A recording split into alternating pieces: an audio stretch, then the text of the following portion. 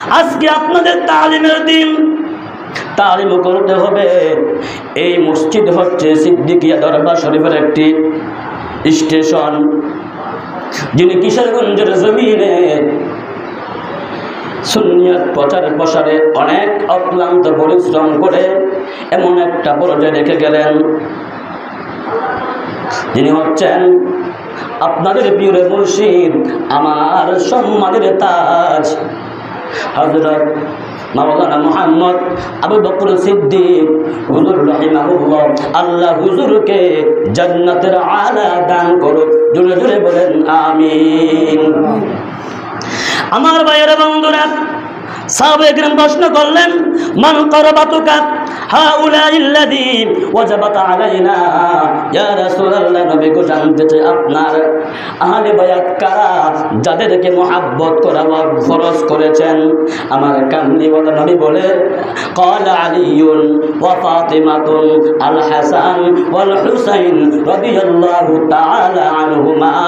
এই চারজন আর আমি নবী হচ্ছে একজন, পাঁচজন হচ্ছে ইন্নামা ইউরিদুল্লাহু লিইউযহিবাকুম আনকুমুর রিজসা আহলাল বাইত ওয়া ইউতাহহিরাকুম তাতহীরা।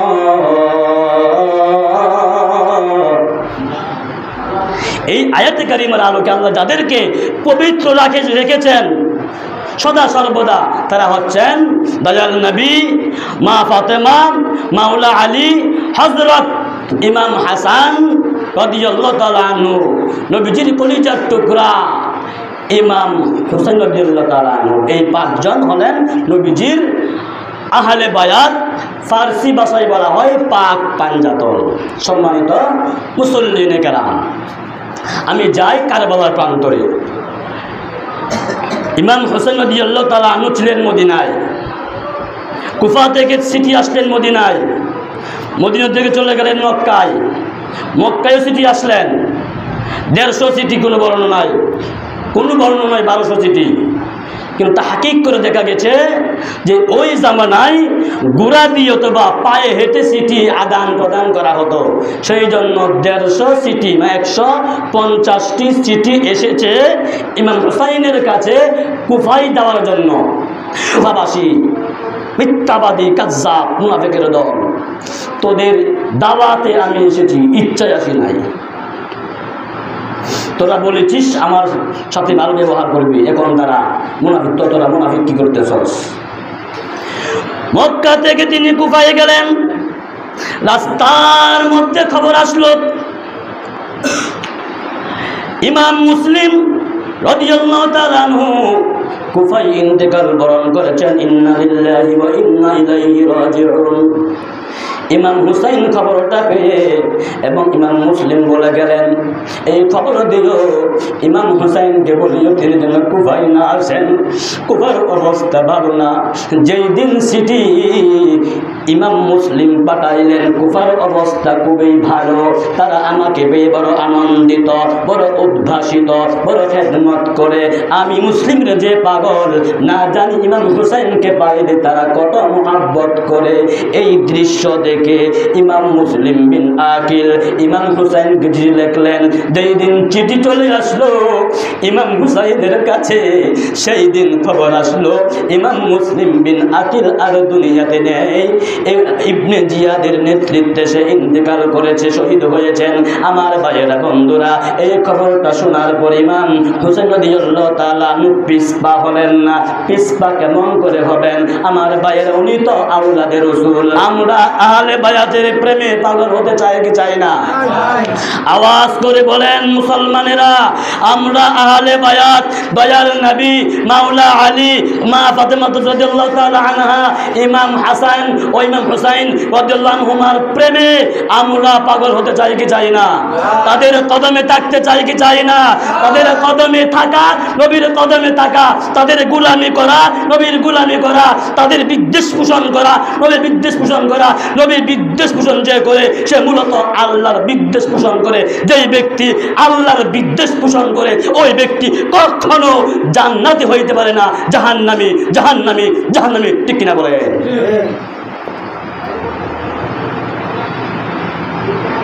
ইমাম হুসাইন তিনি গেলেন কুফায়। অনেক ঘটনা খাটো করলাম।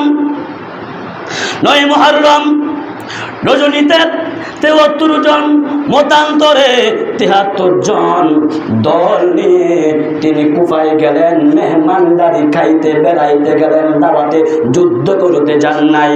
আমার ভাইয়েরা, যদি তিনি যুদ্ধ করতে যাইতেন, ইনি নবীজির জামানা দেখেছেন, আবু বকর সিদ্দিক রাদিয়াল্লাহু আনহুর জামানা দেখেছেন, উমর রাদিয়াল্লাহু আনহুর জামানা দেখেছেন, উসমান রাদিয়াল্লাহু আনহুর জামানা দেখেছেন, উনার আব্বা মাওলা আলীর জামানা দেখেছেন। উনারা কেমনে যুদ্ধ করতে হয় তা তিনি স্বচক্ষে দেখেছেন, শিখেছেন। যদি তিনি যুদ্ধের জন্য যাইতেন, মহিলা নিয়ে যাইতেন না।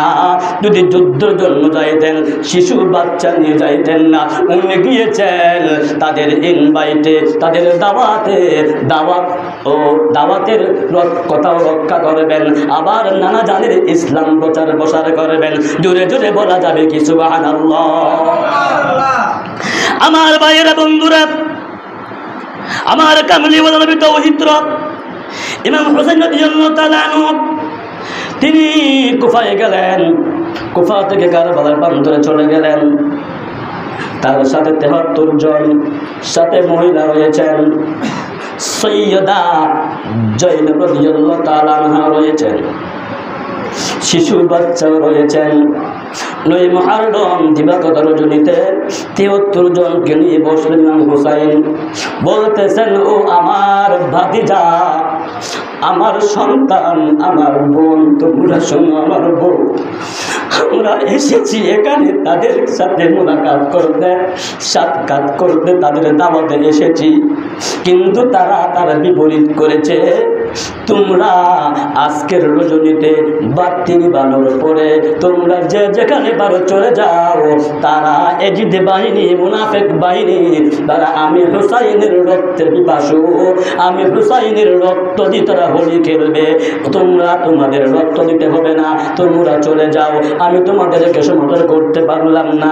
এই কথা ইমাম হুসাইন বলার পরে একজন ব্যক্তি দাঁড়িয়ে বললেন, ও হুসাইন, আপনাকে যদি আমরা একা ফেলে রেখে যাই শত্রুর মুখে, হাসরের ময়দানে যদি নবী রাহমাতুল লিল আলামিন ডেকে বলে, রে ও হুসাইনের সঙ্গীরা, তোদের জানের মায়া ছিল, আমার হুসাইনের বুঝি জানের মায়া ছিল না, যদি এই কথা জিজ্ঞাসা করে, তখন নবীর দরবারে কি জবাব প্রদান করব?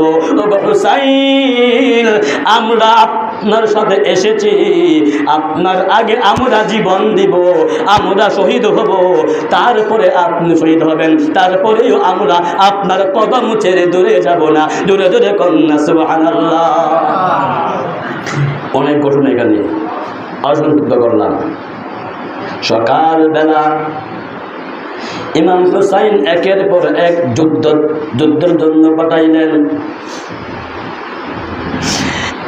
যেতে যেতে 50 জন ব্যক্তি, তার সন্তান সহ, বাগিনা দই সহ, ভাতিজা সহ, তারা সবাই শহীদ হইলেন চোখের সামনে।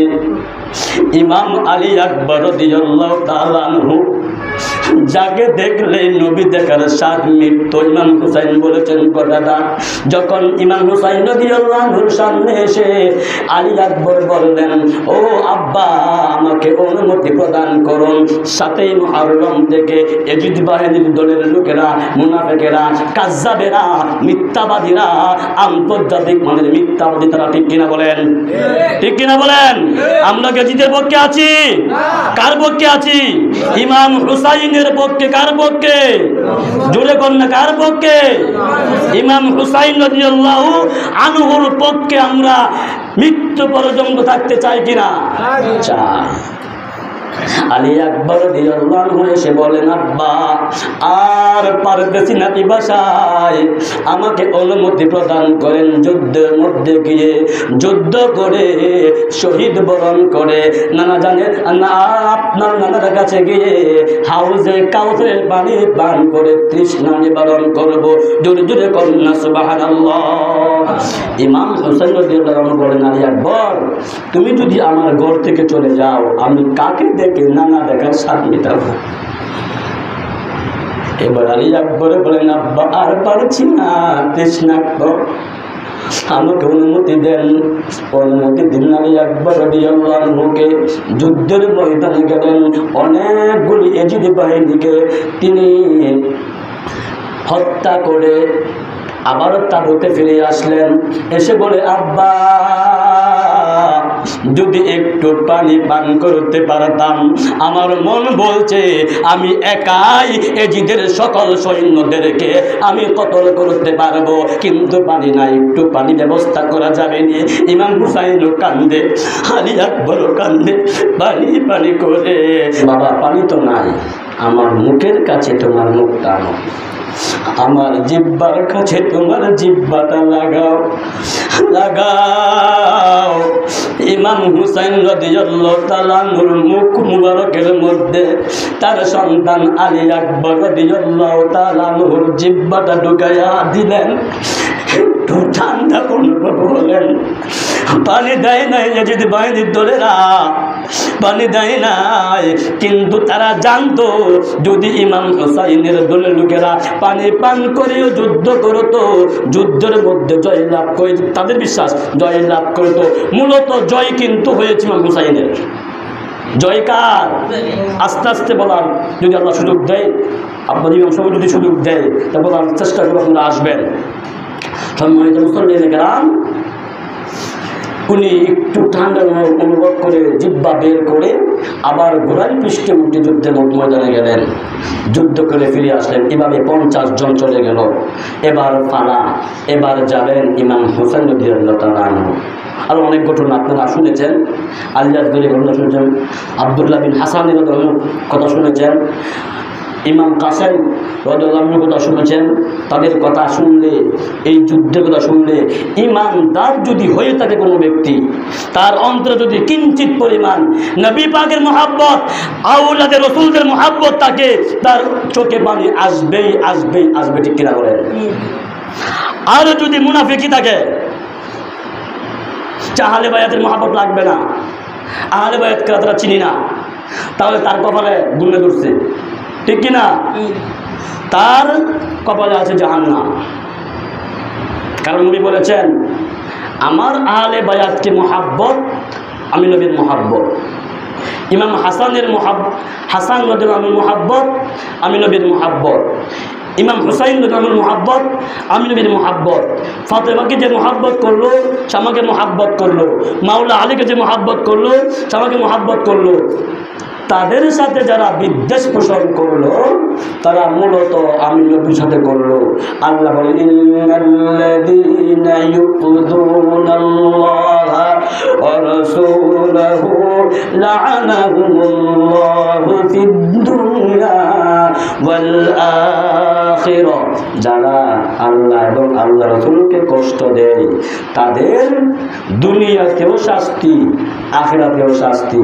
তাইলে মাওলা আলী, মা ফাতেমা, মাওলা হাসান, মাওলা হুসাইন রাদিয়াল্লাহু আনহুকে কষ্ট দিলে আপনার কথাই হোক, ভঙ্গিমাই হোক, চুপ থেকে হোক, যদি তারা কষ্ট পায়, তাহলে নবী কষ্ট পাইল। নবী কষ্ট পাইলে আল্লাহর কোরআন, আল্লাহ কষ্ট পায়, আল্লাহ কষ্ট পাইলে তার জন্য নির্ঘাত জাহান্নাম, ঠিক কিনা বলেন? তা আমরা কি জাহান্নামী হয়ে যে মারা যেতে চাই না জান্নাতি হয়ে? জোরে বলেন, জোরে বলেন, জান্নাতি হয়ে। আল্লাহ আমাদেরকে আহলে বায়াতের মহাব্বত নিয়ে মৃত্যু পর্যন্ত, একটা আহলে বায়াতের মহাব্বত, আউলিয়া কেরামের সহব্বত, আব্বা আম্মার খেদমত নিয়ে যেন আমি সহ সকল মুসলিম উম্মাহ যেন কবরে যাইতে পারে, আল্লাহর দরবারে এই ফরিয়াদ জানিয়ে আমি আমার আলোচনা এখানে সমাপ্তি করলাম। আসসালামু আলাইকুম ওয়া রাহমাতুল্লাহি ওয়া বারাকাতুহু।